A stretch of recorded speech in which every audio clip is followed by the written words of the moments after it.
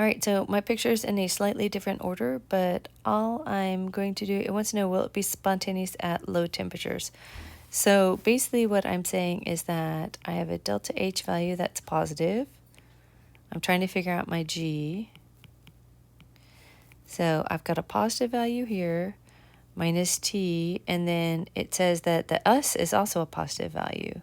See, you can tell it's positive. And so that's telling me that basically I'm staying with it looking like T times delta S. And so if this term is small, because of the T being low and a small value, then what that means is that my G sign is going to be the same as my H's sign.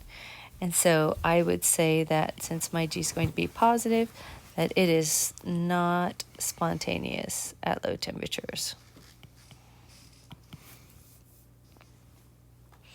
If you remember, when they're the same sign is when temperature matters.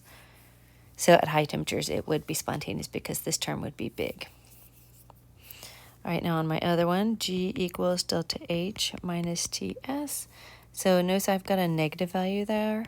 So a negative term minus T, and my T is negative.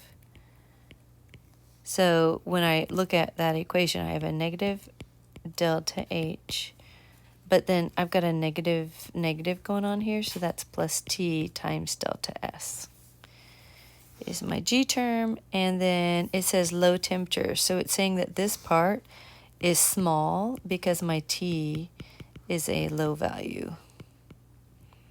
If that's the case, then this term is going to dominate, which means that my G will be negative, which means it will be spontaneous.